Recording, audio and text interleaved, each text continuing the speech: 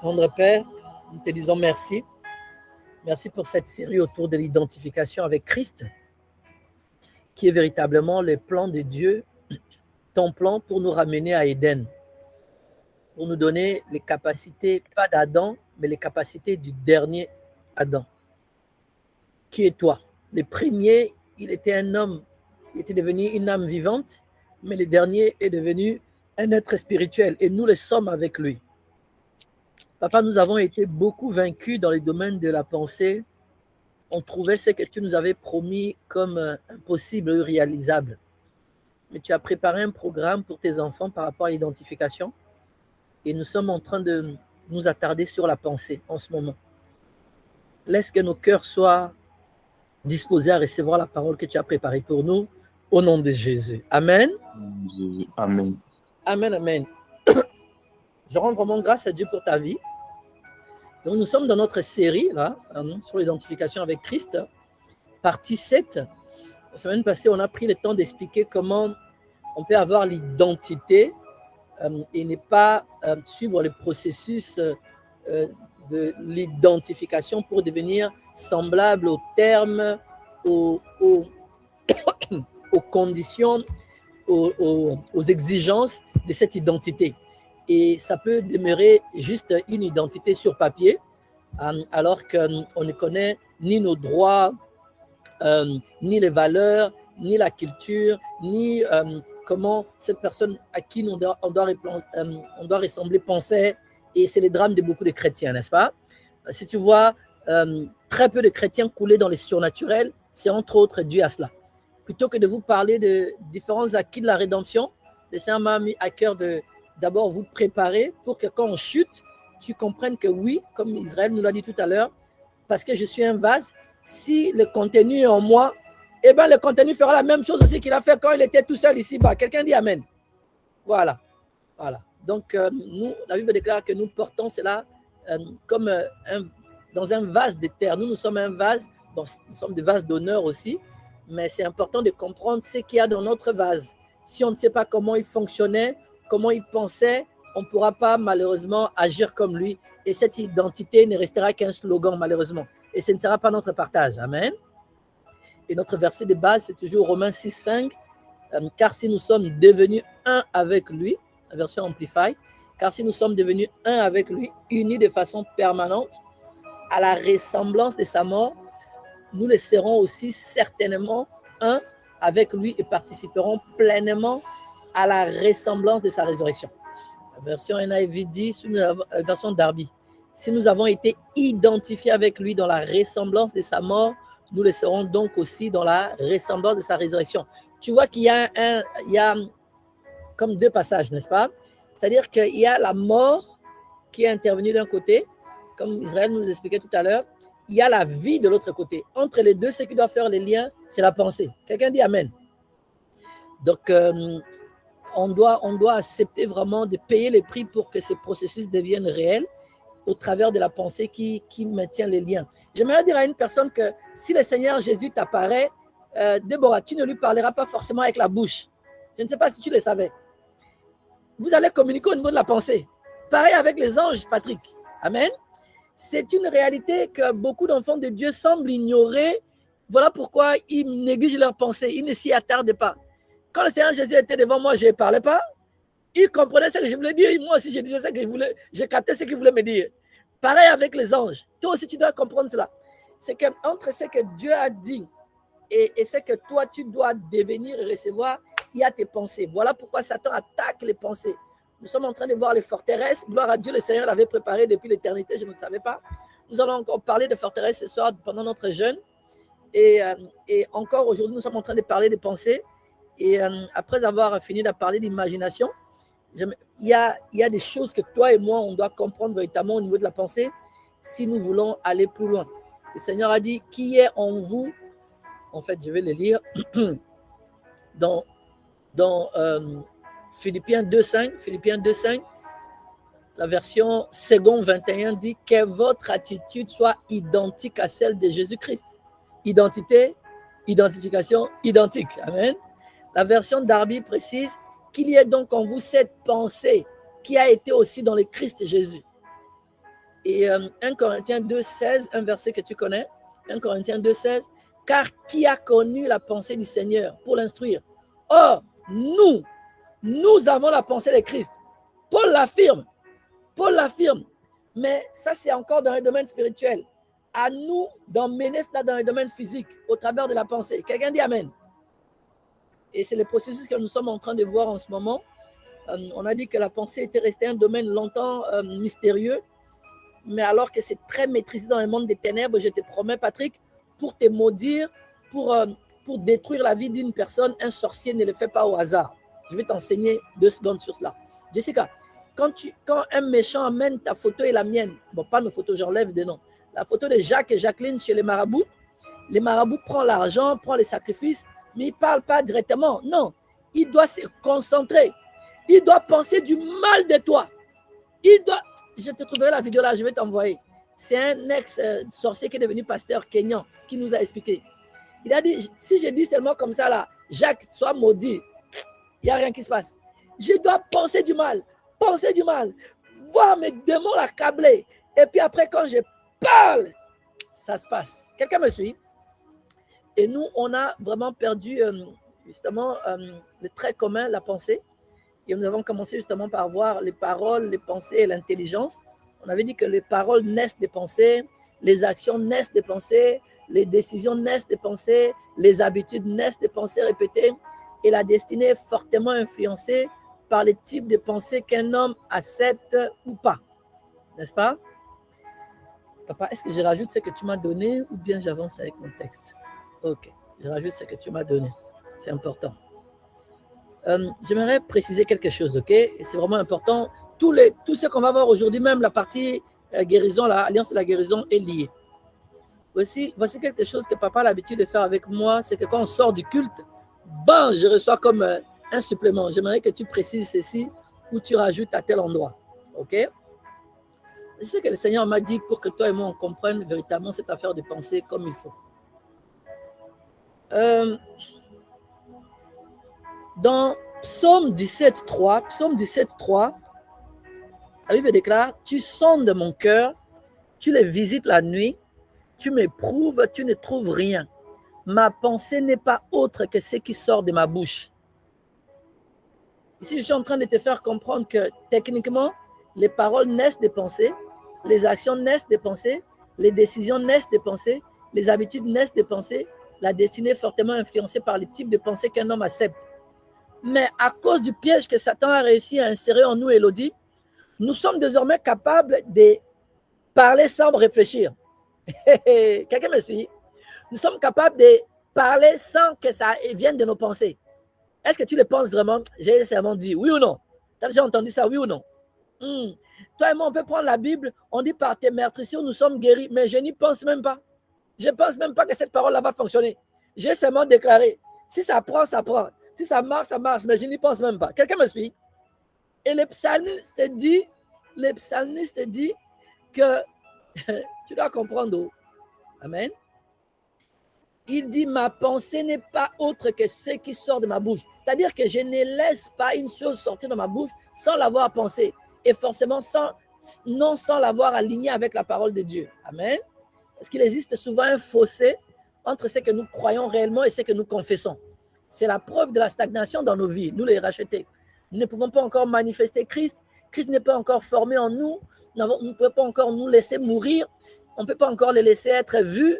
Pourquoi? Parce que toi et moi, on connaît les versets par cœur. Toi et moi, on les confesse, mais on ne prend pas la peine de penser. Or, c'est dans les pensées que les points de relais entre les domaines spirituels et le monde physique doivent se faire. Quand toi et moi, on confesse sans avoir à penser, on tire à balle à blanc. Dieu aimerait qu'on se charge d'abord des bonnes pensées. C'est à ce moment-là que quand on tirera, ce sera des vraies balles. Quelqu'un dit Amen. Donc, bien souvent, la confusion règne dans notre intelligence et ce qui sort de notre bouche est en contradiction avec ce que nous prétendons croire.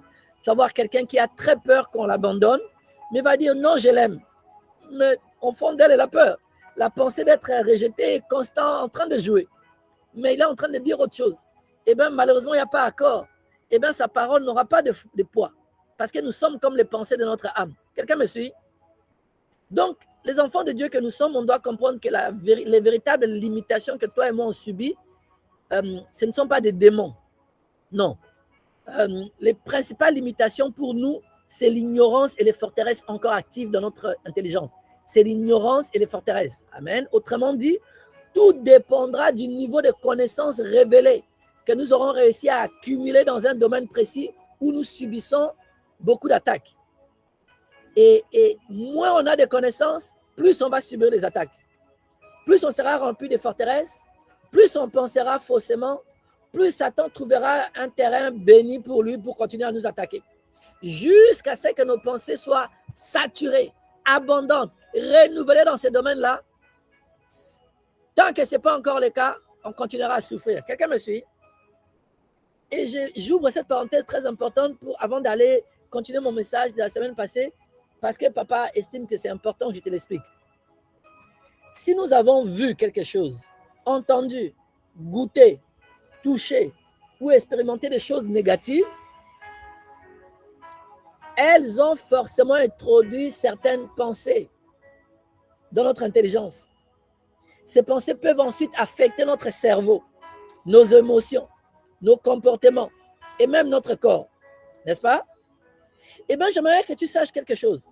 Lorsque ces pensées ne correspondent pas à nos valeurs profondes, à la parole de Dieu, aux pensées de Christ, tant que nous ne prenons pas la peine de les confronter à la lumière de la parole de Dieu, afin de l'extraire de nous, de les confronter à la lumière pour les exposer, elles vont continuer à progresser en nous, en mode sous-marin.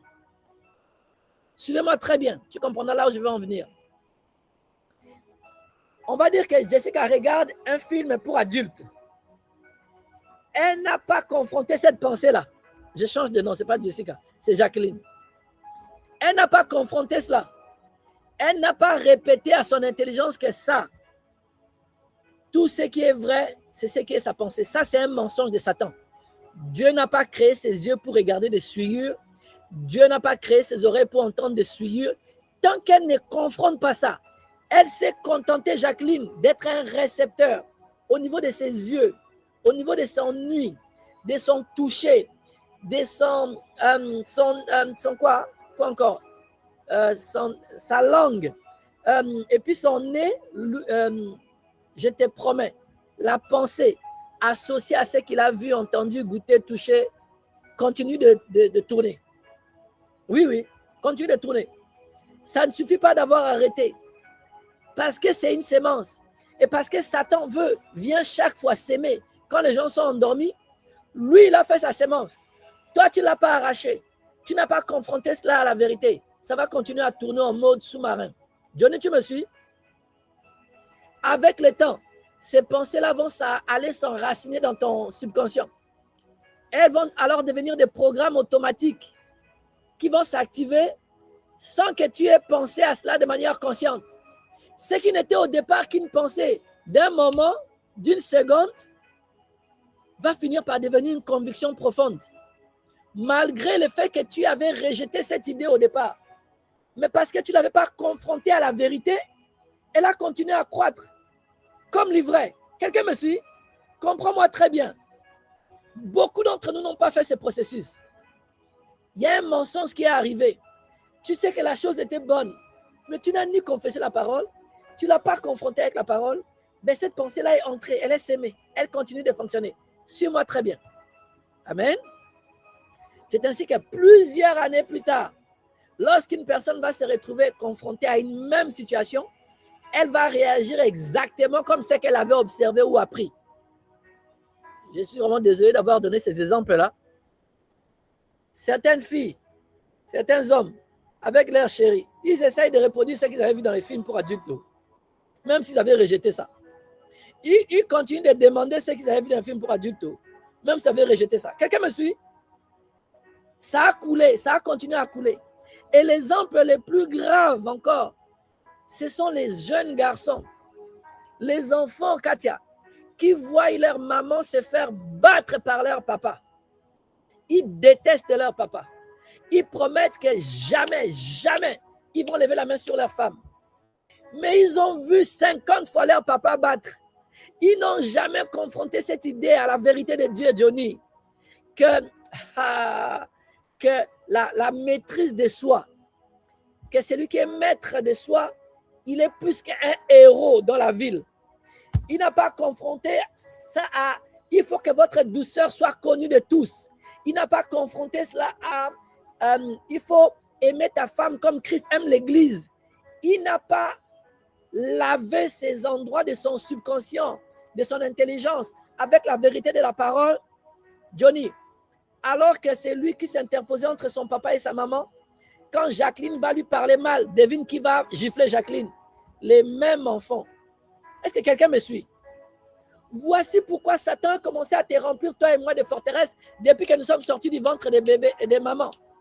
Il y a des gens qui ont 40 ans qui souffrent du rejet parce qu'ils étaient une grossesse rejetée, non désirée. Je te promets, jusqu'à aujourd'hui, les forteresses fonctionnent.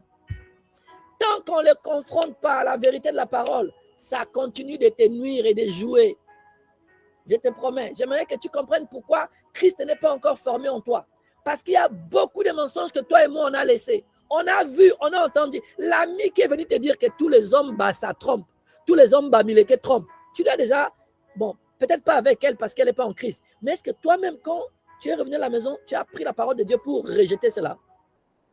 Est-ce que tu as exposé cela à la lumière? Eh bien, c'est entré en mode sourdine. C'est en train de croître la nuit, encore et encore. Et puis la première discussion, j'ai toujours su que les ça trompait. C'est arrivé où? C'est arrivé d'il y a 20 ans. L'ami à l'école primaire t'avait dit, tu avais laissé entrer. Je te promets. Quelqu'un me suit? Mon frère, tu dois comprendre cette vérité et comprendre que c'est la parole de Dieu qui est l'épée qui te permettra de mettre fin à beaucoup de forteresses dans ta vie. Amen. Les forteresses ne tombent pas au travers des arguments. Tu ne dois pas débattre avec ta femme, avec ton mari. Non. Quand tu as réalisé que ce qu'il pense là, c'est ancré en lui.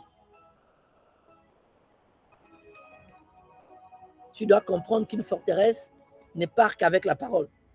Si tu rencontres un enfant de Dieu qui refuse de croire ce que la Bible affirme clairement, cela révèle simplement qu'il y a encore des forteresses dans cette personne. Il y a des raisonnements qui sont rentrés. Il y a des hauteurs qui sont encore actifs au niveau de son intelligence. Ce n'est pas au travers d'un débat qu'il changera.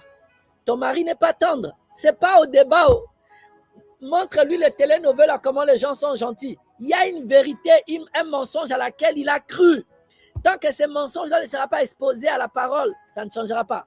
Et tu me diras, frère Lior, comment je peux lui parler de la parole de Dieu? Mais toi, tu commences par briser la forteresse qui est en lui, au niveau de l'esprit, par la prière. Par la prière. Tu dois briser cela. Quelqu'un me suit? Arrêtons de faire des débats avec des gens qui rejettent clairement ce que la Bible dit. Tu dois avoir le discernement pour comprendre que là, il y a un homme fort qui a laissé son arme. Il y a un homme fort qui l'a transformé, ton mari ou ta femme, malheureusement, en gardien de sa propre prison. Et tu ne la sortiras pas de là avec des arguments ou des débats. Quelqu'un me suit? Ce n'est pas un débat qui les changera ou qui la changera. Ce n'est pas un argument supplémentaire qui les transformera. Derrière ces forteresses se cache l'homme fort. Tant que l'homme fort n'aura pas été lié, cette personne continuera inconsciemment à accomplir elle-même le travail de cet adversaire. Repousser la parole de Dieu, rejeter les promesses de Dieu, résister aux prophéties qui concernent sa destinée.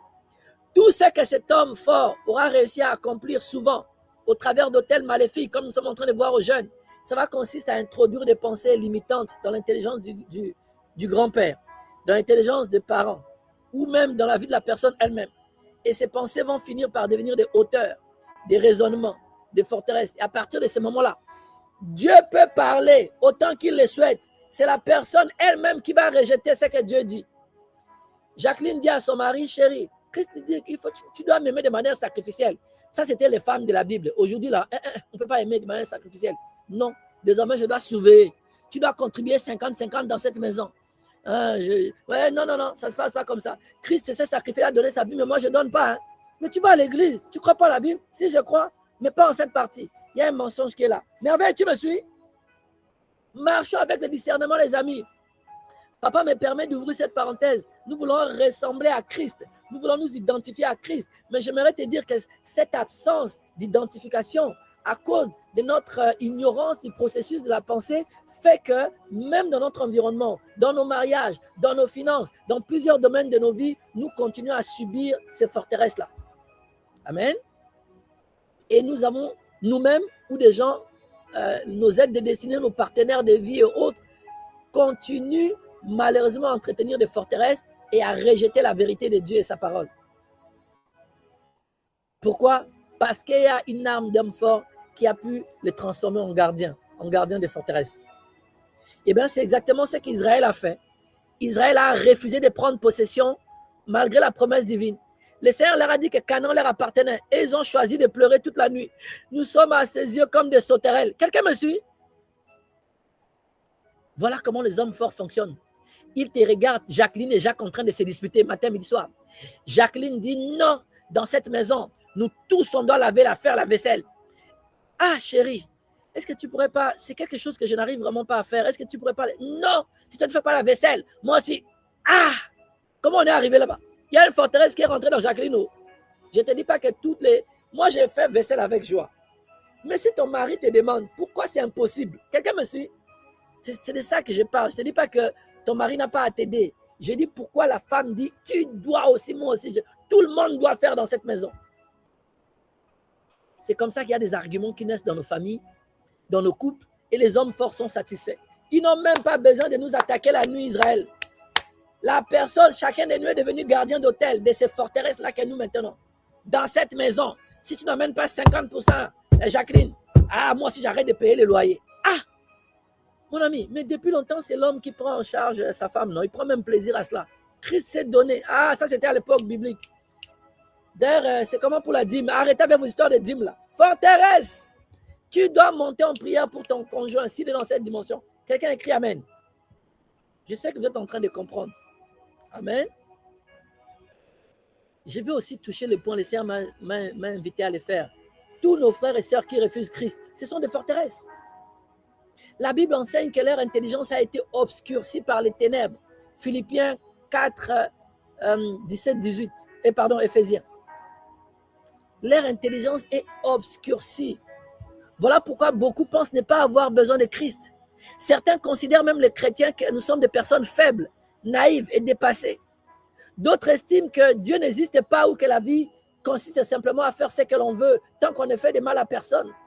Ils ignorent que cette manière de penser les prive de la vie abondante que Dieu désire leur donner. Voilà pourquoi dans les deux situations, toi et moi, on doit apprendre à utiliser les armes spirituelles que Dieu nous a données. Nous devons apprendre à nous présenter devant le tribunal céleste afin de lier l'homme fort, de le dépouiller de son emprise sur la vie de notre frère, père, maman, oncle, tante. Et c'est seulement après qu'on pourra aller annoncer la bonne nouvelle à cette personne et il va accepter Christ. Quelqu'un dit Amen. Ce sont les armes de Dieu qui nous permettent d'y parvenir. Mes enfants, si vous mettez ceci en pratique, il y aura moins de débats dans vos couples. La Bible dit une chose. Ton mari l'a lu noir et blanc. Il refuse de le faire. Toi, tu veux le convaincre? Le Saint-Esprit n'a pas encore réussi à le faire? Non. Ton temps, maintenant, c'est l'heure d'aller prier. Monter en prière pour briser parce que c'est devenu une forteresse. Quelqu'un écrit Amen. Amen. Les mauvaises pensées alimentent l'incrédulité. Les mauvaises pensées nourrissent plusieurs formes d'incrédulité en nous. Le doute, la peur, l'offense, le découragement, les sentiments d'infériorité, les sentiments d'insécurité, la petitesse, les rejets. Toutes ces choses paralysent la foi. Or, la foi est la seule chose qui nous rend agréable à Dieu. C'est pourquoi la Bible déclare « Les pensées mauvaises sont en horreur à l'Éternel ». Oui, oui. Les pensées mauvaises sont en horreur à l'Éternel. Pourquoi elle le dit? Parce que ça ira affecter ta foi. Et Dieu veut que tu ne tombes plus dans ces pièges. Quelqu'un dit Amen. Là, et Proverbe 15, 26 de poursuivre. Proverbe 15, 26. Les pensées mauvaises sont en horreur à l'Éternel, mais les paroles agréables sont pures à ses yeux. Les paroles agréables sont pures parce qu'elles proviennent des pensées alignées sur la volonté de Dieu. Voilà pourquoi Paul nous dit dans Philippiens 4, 8, Au reste, frères, que tout ce qui est vrai, tout ce qui est honorable, tout ce qui est juste, tout ce qui est pur, tout ce qui est aimable, tout ce qui mérite l'approbation, ce qui est vertueux et digne de louange, soit l'objet de vos pensées. Quelqu'un crie Amen. Voilà pourquoi la pensée vaut l'acte. La pensée vaut l'acte. La Bible montre que Dieu ne juge pas uniquement les actions visibles, il examine également les pensées. Proverbe 16:30. Proverbe 16:30. C'est lui qui ferme les yeux pour se livrer à des pensées perverses. C'est lui qui se mord les lèvres, a déjà consommé le mal. Johnny, tu me suis? Voilà ce que notre Dieu nous dit. La pensée précède toujours l'action. L'acte visible n'est souvent que la manifestation extérieure d'une réalité intérieure déjà acceptée. Voilà pourquoi quand toi et moi on confesse la bonne chose, mais elle n'a pas de, comme sous-bassement, la bonne pensée, c'est tiré à blanc. Elle n'a pas de substance. Mais les mal ou les biens qui tirent son essence des pensées, Israël, ça sort avec puissance. Si je te souhaite du mal, je te souhaite du mal et je parle, ça va. Pourquoi papa Jacob demande à son fils Esaïe d'aller lui préparer les mains? Pour que son âme se réjouisse, qu'il soit rempli de bonnes pensées pour son enfant. Et que quand il va parler, sa parole soit en diapason, Elodie, en harmonie avec ses pensées. Quelqu'un me suit? Certaines fois ici, là, quand tu viens chez papa Elior, là, pour qu'il prie pour toi, essaye de toucher mes pensées. Je peux prier pour toi. Mais si tu touches mes pensées avant, là, il y a double portion. Quelqu'un me suit?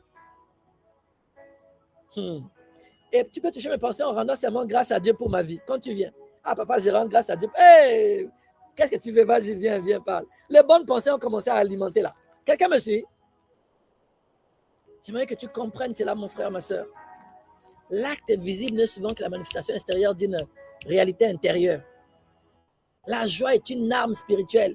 La Bible déclare, un cœur joyeux est un bon remède, mais un esprit abattu dessèche les eaux. Autrement dit, si tu remplis continuellement ton intelligence des pensées tristes, négatives et décourageantes, ne sois pas surpris de voir apparaître la faiblesse, l'oppression ou même certaines maladies.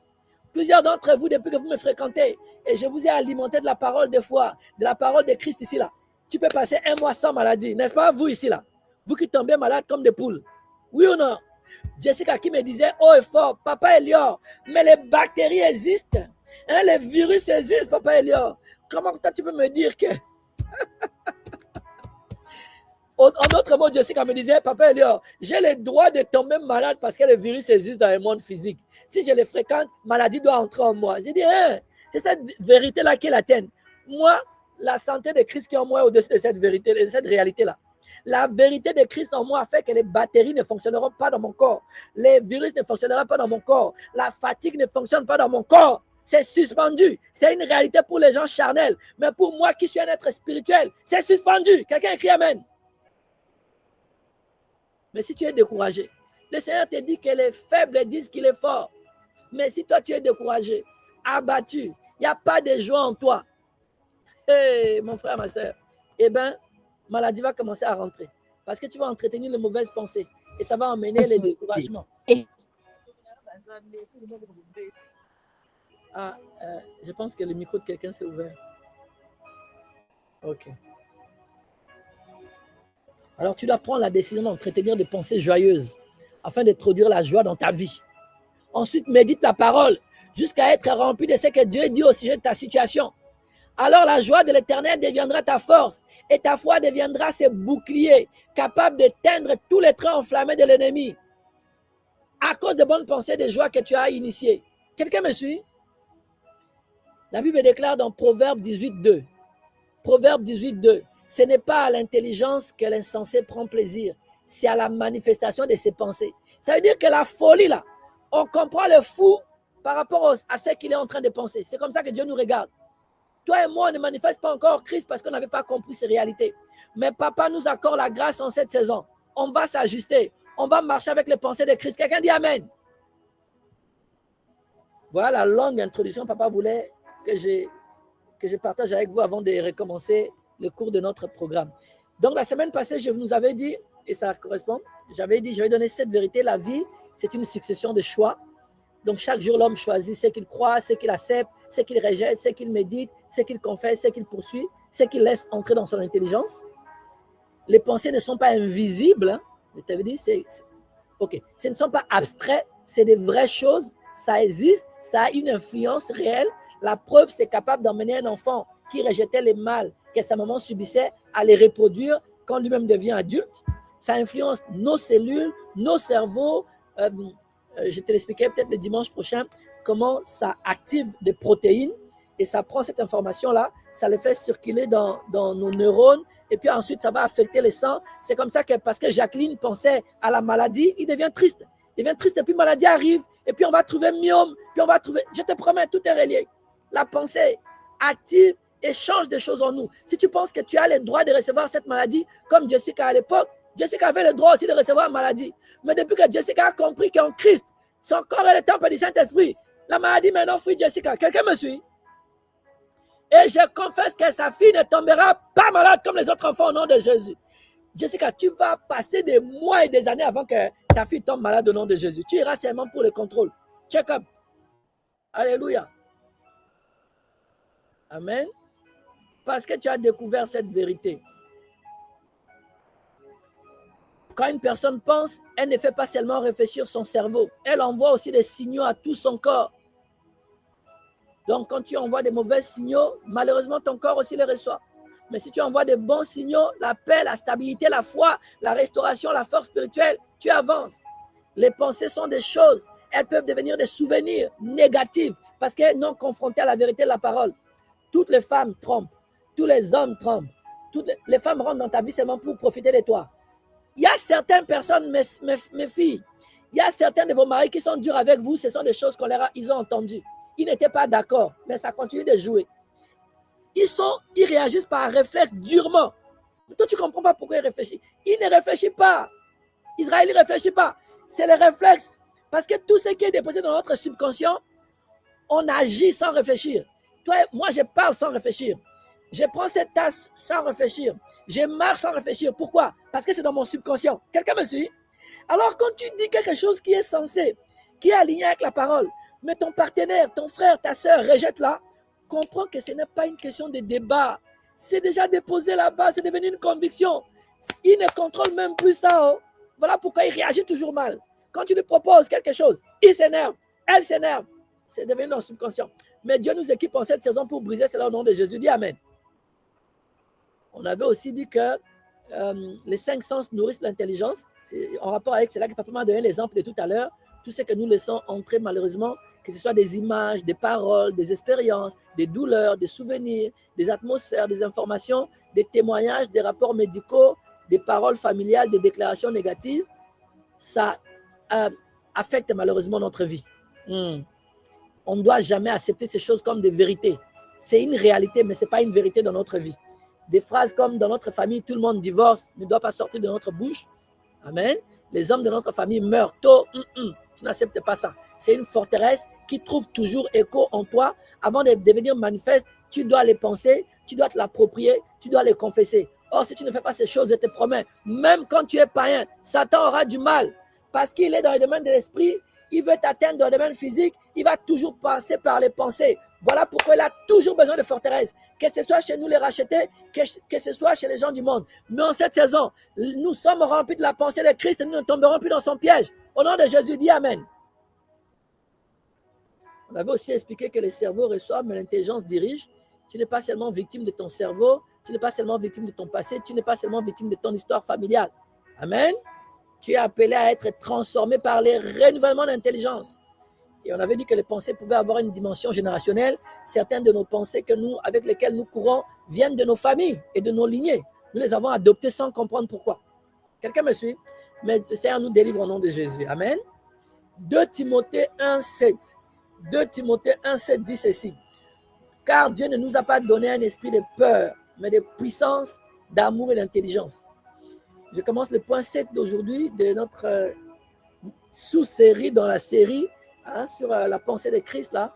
Avant de s'identifier à Christ, on doit avoir la pensée de Christ. Je vais justement te parler de la peur, qui est une utilisation anormale de l'intelligence pour nous les racheter. Parce que Dieu dit que ça, ce n'est pas notre héritage. Cela ne fait pas partie des promesses qu'il a pour nous, ses enfants. Ce qu'il a pour nous, ses enfants, c'est la puissance, c'est l'amour et c'est l'intelligence. Quelqu'un me suit? Holy Spirit, thank you. Thank you.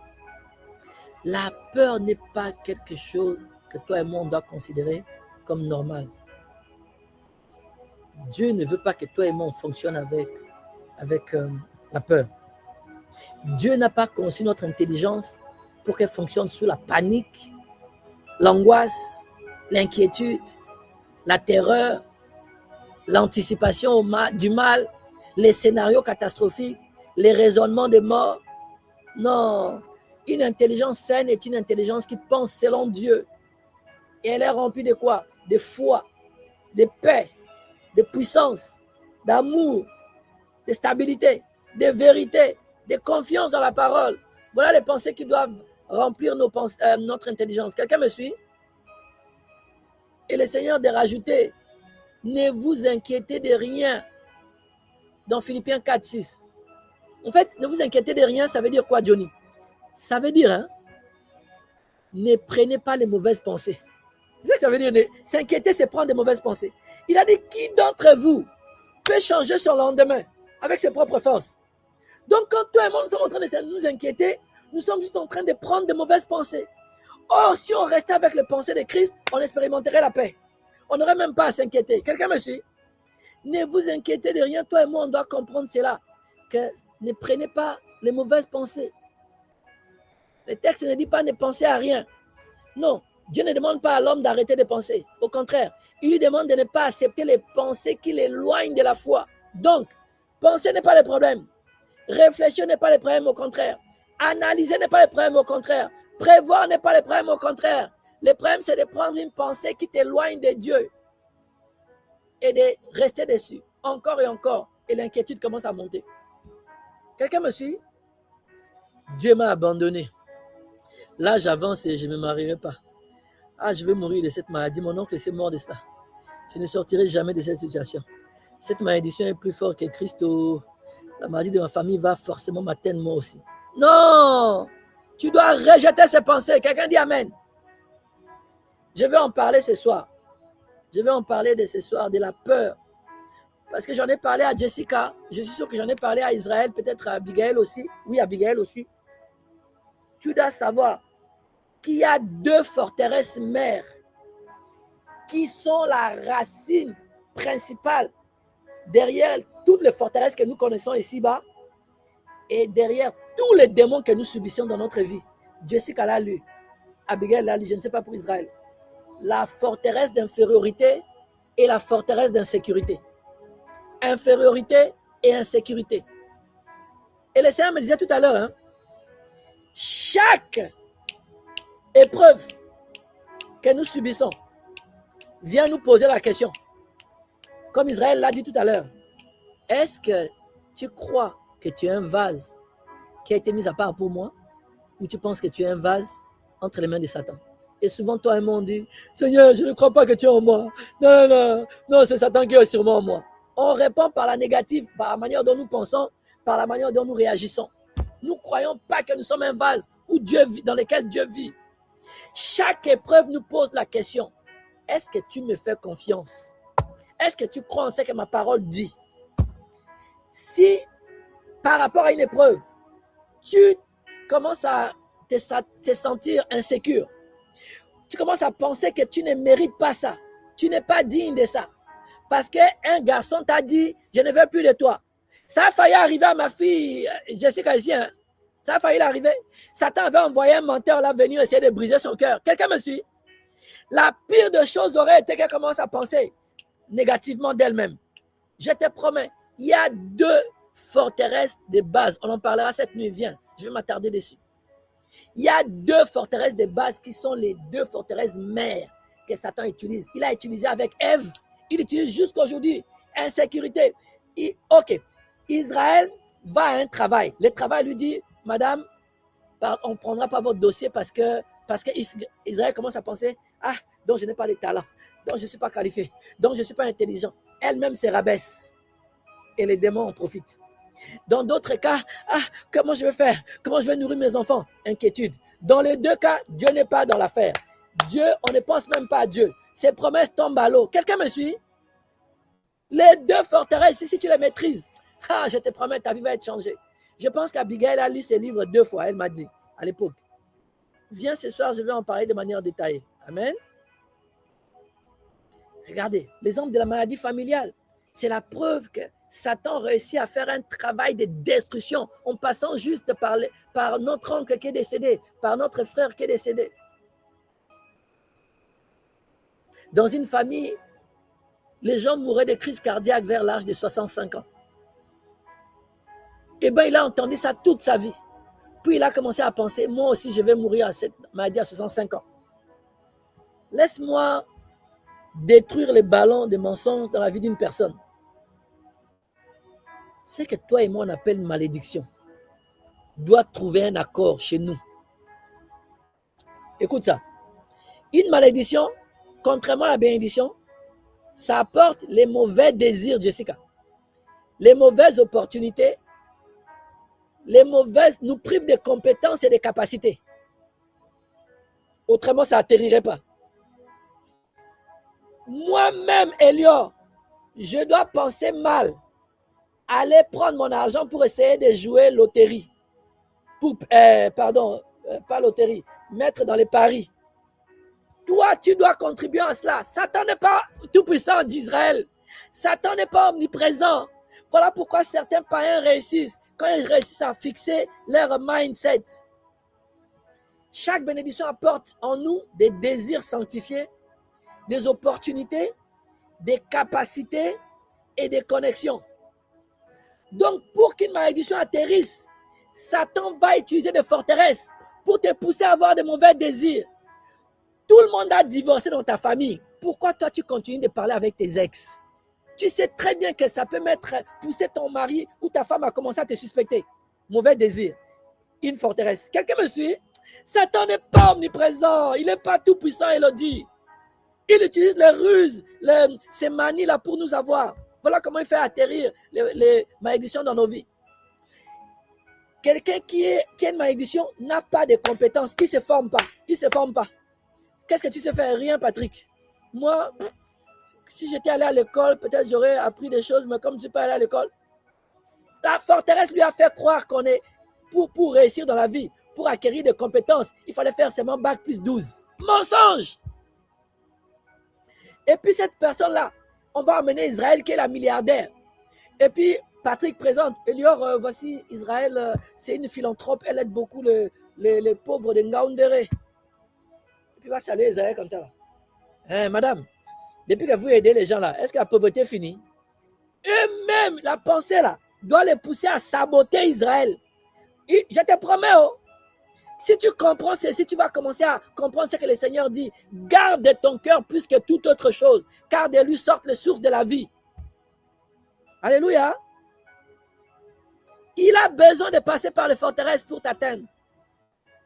La personne qui meurt à 60, regardez, mon papa est mort de cancer, pas cancer, c'est pas devenu cancer, mais il avait une pancréatite. C'était pas encore devenu cancer, mais il est mort de cela. On a fait une mauvaise opération à Bangui, il n'était pas vraiment équipé et papa, on l'a évacué au Maroc, mais c'était trop tard, il en est mort quand même. Satan, quand je donnais ma vie à Christ, il me répétait, toi aussi tu vas mourir comme ton papa.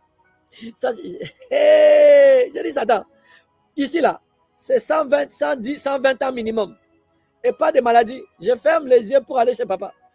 Ici là, il n'y aura pas de maladie. Il aurait fallu qu'il trouve un accord chez moi. Tant qu'il n'a pas trouvé d'accord, ça ne peut pas atterrir. Ta pensée est tellement puissante que Dieu a dit qu'il n'y a rien qui peut empêcher ces gens-là qui ont projeté de faire une chose en commun, qui se sont mis en commun, qui ont pensé en commun. Ton créateur te dit que personne ne peut les empêcher d'accomplir leur projet. Dans Genèse 11, les gens qui construisaient la tour de Babylone, et c'est Satan qui va réussir à entrer en toi. Satan a besoin de te suggérer des pensées. Satan doit mettre les poulpes chez toi, te répéter des mensonges. Et puis toi tu dis, de toute façon ça vient de moi, je pense déjà comme ça, je suis foutu. Mais si tu deviens méthodique à la suite des séries de cet enseignement, et même du jeûne que nous sommes en train de faire, tu vas avoir un shift dans ta vie. Reçois au nom de Jésus. Amen. J'aimerais m'arrêter là pour aujourd'hui. C'est un mensonge de penser que les maladies vont t'affecter parce que tu meurs de cette maladie. Il doit trouver un accord chez toi. Parce que tu penses comme ça, il y aura les deux forteresses mères qui vont arriver. D'ailleurs, je suis insignifiant. Si j'avais de la valeur comme les gens, comme le frère Elior, Dieu m'aurait préservé. Mais je n'ai pas de valeur, insignifiant. Qu'est-ce qu'il a dit à Ève? Si tu manges, tu deviendras comme Dieu. Ève qui était enfant de Dieu, qui était Dieu en minuscule elle-même, elle a commencé à penser qu'elle était plus petite, plus inférieure. Elodie, tu me suis? Elle a mis de l'insécurité dans sa vie et lui a donné l'insignifiance. Il lui a fait passer comme quelqu'un d'inférieur. Satan utilise la même stratégie dans nos vies. Forteresse d'infériorité, forteresse d'insécurité. Et c'est avec ça. Alors la personne va commencer à penser, dans les autres familles, comme les familles d'Israël, les gens vivent 90 ans. Oh. Donc cette maladie, c'est ça qui va me prendre aussi. Insécurité, infériorité. Allez, Satan a trouvé l'accord dans tes pensées, dans ta bouche. Et puis à 64 ans, il va à l'hôpital, on diagnostique cela. Il a pensé, c'est comme la pensée de son âme. Voilà pourquoi il va les manger. Parce qu'il a continué aussi à confesser cela. Quelqu'un me suit? Mais en cette saison, le Seigneur nous délivre au nom de Jésus. Dis Amen. Nos confessions doivent être: je suis en Christ. Je suis une nouvelle création. Ma vie est cachée avec Christ en Dieu. Je ne suis pas condamné à répéter les cycles de ma famille. Christ vit en moi. La vie de Dieu agit en moi. Quelqu'un crie Amen. Tout le monde va rester longtemps sur cette série parce que je veux que de cette assemblée naissent des géants de la pensée. Des géants de la pensée. Katia, reçois. Amen. Menteur là. Aujourd'hui, c'est aussi notre journée d'alliance sur la guérison et la santé divine. Je célèbre Dieu pour ta vie parce que tu vas passer un dimanche béni. On termine le culte, on a 30 minutes de pause et on remonte encore. Amen. Tu reçois beaucoup de bénédictions. Notre journée d'alliance sur la guérison. Et papa est tellement merveilleux parce qu'il m'a fait écrire encore les mêmes thèmes de la pensée. Proverbe 18, 14. Journée d'alliance sur la guérison et la santé divine. Proverbe 18, 14 reste profondément lié à notre sujet de la pensée. L'esprit de l'homme le soutient dans la maladie, mais l'esprit abattu, qui le relèvera? La version Semeur dit ceci, Jessica, toi qui es médecin. Un bon moral permet de supporter la maladie, mais si le moral est abattu, qui le relèvera? Autrement dit, la condition intérieure de l'homme joue un rôle immense dans sa capacité à recevoir, conserver ou manifester ce que Dieu a prévu pour lui. Et j'aimerais vous raconter une histoire triste. Ça t'aidera à comprendre que papa ne fait pas de favoritisme. Quand Dieu vient me dire qu'on a alliance avec lui et que je ne tomberai jamais malade, j'ai lu tout le livre de Kenneth Hagin sur la guérison. Il n'y a pas un bouton que lui l'a appuyé là-bas tout seul, Jessica. J'ai lu tout le... Je savais que c'était mon héritage, mon partage. Quelqu'un me suit? J'ai fait ma part. Oh. D'ailleurs, il n'avait même pas à me dire c'était écrit dans la Bible. Oui ou non? Par tes meurtrissures, nous sommes guéris. Je sais qu'on voit plusieurs mini-fenêtres devant nous là, c'est comment? Amen. C'est devenu vivant. C'est devenu vivant. Voici une triste histoire. Je me suis posé des questions et je vous en parle. Je connais un homme de Dieu qui s'appelle Chad Gonzalez. Il est allé à l'école biblique de Kenneth Hagin. Il a fait Réma. C'est un homme qui coule avec l'onction de guérison. Mais il n'est pas seulement connu pour l'onction de guérison. Il est également connu comme un homme de foi concernant la guérison divine. Donc je te dis, c'est un fils spirituel de Kenneth Hagin. Il habite Tulsa, Oklahoma. Il a même écrit un puissant ouvrage sur la vie de Dieu qui demeure en nous et qui est capable de nous faire marcher dans la santé divine de manière permanente. C'est avec ces derniers livres-là que le Seigneur est venu me faire alliance. J'ai rajouté par-dessus le livre de Kenneth Hagin son livre à lui. Et si tu le veux, je le mettrai dans le Elior Books Collection et je surveillerai ta lecture. Il nous faisait comprendre qu'on peut vivre continuellement dans la santé divine au lieu de courir après des guérisons. Dans son assemblée, les miracles sont fréquents et chaque dimanche, même en semaine, il y a des miracles. Les guérisons se produisent régulièrement. Israël. Amen. Puis un jour, je regarde une émission de Sid Roth, j'apprends le décès de son épouse. J'étais surpris. Je me suis demandé comment est-ce possible. Elle était en plus jeune que les maris. Comment une telle onction n'a pas été capable de guérir sa propre femme? Comment une telle foi n'a pas été capable de la sauver? Et puis Sid Roth lui pose la question. Il a répondu en toute humilité. Sid, ma femme avait toujours été convaincue qu'elle mourrait un jour de maladie. C'était une pensée profonde enracinée en elle, avant notre mariage et même après notre mariage.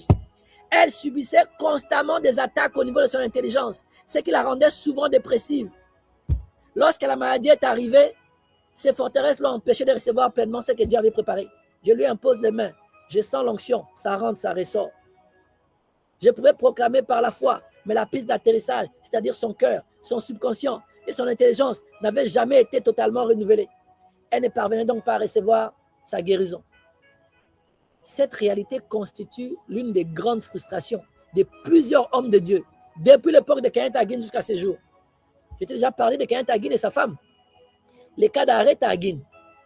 La femme de Kenneth Hagin aussi avait développé depuis sa jeunesse la conviction qu'elle mourrait un jour sur une table d'opération. Tu appelles ça conviction? C'est forteresse. Vous connaîtrez la vérité aujourd'hui. J'aimerais démystifier les vaincus là dans ta vie. Quelqu'un écrit Amen. Cette pensée jouait constamment dans la tête de la femme de Kenneth Hagin. C'était devenu une véritable forteresse. Kenneth Hagin, au début, priait pour elle. Moindre bobo, le Seigneur a dit non, tu dois aider ta femme à bâtir sa propre foi. Elle doit bâtir sa propre foi. Pourquoi le Seigneur disait? Pour qu'elle soit capable de confronter ses propres forteresses. Quelqu'un me suit? Ne prie plus pour elle. Si elle est malade, elle-même doit monter à la foi. Et puis à un moment donné, le Seigneur a révélé à Kenneth Hagin que sa femme, quand elle va être opérée, elle va mourir. Et Kenneth Hagin a supplié le Seigneur pour épargner sa femme. Et c'est comme ça que Dieu lui a dit, alors intensifie à lui apprendre encore à marcher par la foi. Le cancer est venu. Elle est allée dans la chambre d'opération. Mais elle en est sortie. Le Seigneur lui a dit, techniquement, c'était à cette date-là, selon les forteresses qu'elle avait entretenues, pendant 50 à 60 ans, qu'elle était supposée mourir parce qu'elle avait accepté.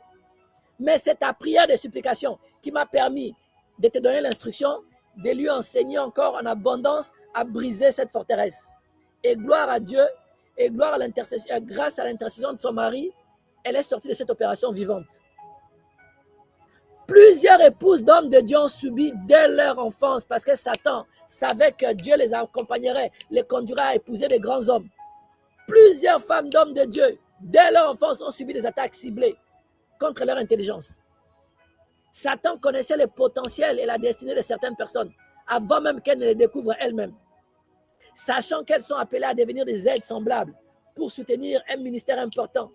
Alors ce qu'il a fait, c'est de chercher à ériger des forteresses dans certains domaines de leur vie. Son objectif était simple, créer des raisonnements si puissants que même lorsque la parole de Dieu serait annoncée, elle trouve difficilement un terrain favorable. Un jour, Israël était choqué. Elle m'a écrit, « Papa, comment ça se fait que Oral Robert, qui guérissait beaucoup de gens, sa propre femme est morte de cancer? Israël, tu te rappelles de ça? Hein, Israël? Israël était venu m'interroger, papa, comment c'est arrivé? La femme d'Oral Robert est morte de cancer? Oui. La femme de Oral Robert est morte de cancer, alors que son mari avait un puissant ministère de guérison. L'épouse du pasteur Bill Johnson de Californie, église Bethel, qui coule dans l'onction, où l'onction de l'église, même les simples fidèles sont capables d'aller dans les hôpitaux et guérir tout le monde. Sa femme est morte de cancer il y a 3 ans. J'ai également entendu le témoignage de quelqu'un qui disait, je ne le confirme pas, T.L. Osborne plutôt, pardon, c'est vrai, pas Oral Robert, T.L. Osborne. J'ai entendu le témoignage de quelqu'un qui disait que maman Blanche, la femme du pasteur Marcelo, était convaincue qu'elle mourrait jeune. Je ne le confirme pas, mais je l'ai entendu quelqu'un le dire. C'est la stratégie de l'ennemi. Oh. Tu vas voir des vrais hommes de Dieu qui coulent avec l'onction de guérison et leurs femmes meurent de ça. On ne doit pas traiter cela à la légère, mon frère, ma soeur. Les renouvellements d'intelligence est capital. On peut porter quelqu'un dans la foi pendant un temps. On peut prier pour cette personne. On peut l'encourager. On peut lui imposer les mains. Mais lorsque cette personne se retrouve seule sur son lit d'hôpital ou sur la table d'opération, nous ne sommes pas présents 24 heures sur 24 avec cette personne. À cet instant précis, ce sont ces pensées profondes qui vont parler dans le domaine de l'esprit. Je te promets, Ses peurs vont remonter. Son sentiment d'infériorité va remonter. Non, Dieu ne m'aime pas. Dieu ne m'aime pas. Non, Dieu ne m'aime pas. Dieu guérit les autres. Pas moi. La peur va monter. Et je te promets, ça va bloquer la foi. Parce que je te dis, tout ce qu'on a laissé entrer, ça continue de tourner jusqu'à arriver au subconscient. Et là, on agit de manière automatique. On a peur. On a peur. Et la peur paralyse la foi. Tu le sais. Et ça neutralise la capacité de recevoir ce que Dieu voulait communiquer. Toi et moi, on a besoin de renouveler notre intelligence. Dis Amen. C'est une question de vie ou de mort. Voilà pourquoi l'identification avec Christ exige que nous remplaçons progressivement nos anciennes pensées avec les pensées de Christ. Et Christ n'étant pas malade, Christ n'étant jamais tombé malade, plus on sera rempli de la pensée de Christ, plus la maladie saura que le corps de Dieu, c'est qu'elle est le temple du Saint-Esprit. Et parce que sa fille est sanctifiée en sortant de ses seins, sa fille aussi ne tombera pas malade. Quelqu'un dit Amen. Car une pensée répétée devient une croyance. Et puis une croyance devient une conviction. Une conviction devient une forteresse. Une forteresse finit par produire une destinée. Amen. Les pensées deviennent des forteresses. Les forteresses deviennent des raisonnements. Des raisonnements deviennent des comportements. Des comportements deviennent des habitudes. Et les habitudes deviennent des destinées. Malheureusement. Tu dois comprendre cela. Le Saint-Esprit veut t'emmener, toi et moi, en cette saison, à comprendre l'importance, la nécessité et l'urgence d'adopter les pensées de Christ, les caractères de Christ, la foi de Christ, l'amour de Christ et la victoire de Christ. C'est ainsi que tu pourras marcher avec la santé divine. Oui, je n'ai pris pas pour toi aujourd'hui parce que je suis en train de faire une sémence qui va aller chasser les mensonges qui te faisaient croire que c'est la saison de rhume. Tout le monde doit avoir le rhume. C'est la saison des règles. Tu dois avoir des règles douloureuses. C'est la saison de malaria. Tout le monde doit avoir malaria. C'est un mensonge. C'est arrivé dans ton subconscient. Si tu pries, ça ne part pas. C'est parce que c'est devenu une forteresse. Il y a un homme fort qui en bénéficie. Ce n'est pas plus puissant. Sature juste tes pensées de la pensée de la parole de Dieu. Expose cette pensée à la lumière. Accepte, comme on est en train de le voir. Je l'ai mis dans les documents. Fais les prières que je t'ai mis là-bas. Je te promets, maladie va fuir ton corps. Dis Amen. Amen. Rabakate. Le Saint-Esprit veut opérer les changements en toi. Cela partira à partir de tes pensées. Cela partira de tes pensées. Le véritable champ de bataille est donc nos pensées, notre intelligence. Et le Saint-Esprit veut qu'il y ait en nous la pensée qui a été aussi en Christ. La pensée de santé divine, de guérison divine. Juste la pensée peut t'emmener à être guéri. C'est ça qui m'arrive tous les jours. Je n'ai pas pris de cachet depuis Israël. Je ne suis pas allé à l'hôpital. Jessica, je serai un mauvais client chez toi ou ma fille. J'ai quitté le Canada en 2000, je ne sais pas quoi, 15.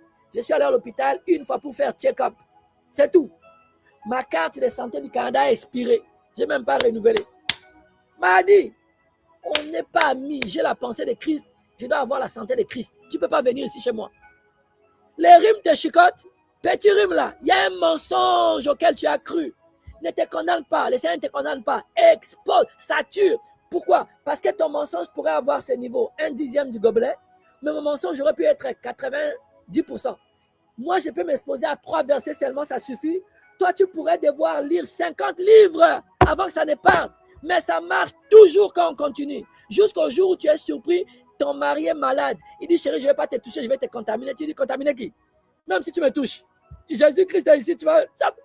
Là, quand tu réagis avec ces réflexes-là, la vérité de Dieu est devenue vérité dans ton subconscient. Quelqu'un dit Amen. Je confesse qu'on marche dans cette dimension, en cette saison, au nom de Jésus. Tu dois faire ça pour la pauvreté. Tu dois faire ça contre le célibat démoniaque. Tu dois faire cela dans chaque domaine de ta vie. Pas seulement la guérison. En ayant la pensée de Christ, qui est alignée à sa parole, qui est sa volonté. Je te promets, tu seras tout le temps victorieux au nom de Jésus. Dis Amen. Père, j'ai béni tes enfants. Je décrète et déclare qu'en cette saison, la santé divine leur partage. J'ai béni leur santé. J'ai béni leurs conditions. J'ai béni leur maison. Tu envoies ta parole les guérit. Toute personne qui avait une maladie dans son corps reçoit la guérison. Et je déclare que sa pensée est renouvelée. Il sera capable de vaincre les maladies, pas sur la base d'aspirine, mais en ayant de bonnes pensées, les bons morales, la pensée de Christ qui va lui permettre de vaincre toute maladie. Au nom de Jésus, reçois. Alléluia. J'ai béni ta semaine au nom de Jésus. J'ai béni tes activités au nom de Jésus. J'ai béni tes projets au nom de Jésus. J'ai béni ton mariage et ton projet de mariage au nom de Jésus. J'ai ouvre les ciels sur toi pendant que tu as la pensée de Christ. Les portes qui étaient fermées s'ouvrent devant toi au nom de Jésus. Parce que tu as des bonnes pensées, tu auras des bons désirs et cela t'emmènera droit vers ton héritage et ton canon au nom de Jésus. Les opportunités abondent dans ta vie au nom de Jésus. Dieu augmente tes capacités au nom de Jésus. Les hommes de destinée te localisent en cette saison au nom de Jésus. Tu es la tête et non la queue. Tu es en haut et non en bas. Tu es dessus et non en bas. Tu vas de gloire en gloire à cause de la pensée de Christ. Et tu t'identifies de plus en plus en Christ. Et tu portes beaucoup de fruits pour sa gloire. Au nom de Jésus. Alléluia. Amen, amen, amen, amen. Merci Seigneur. Qui a été béni aujourd'hui? Qui a été béni? Nous rendons infiniment grâce à Dieu. Amen. Amen.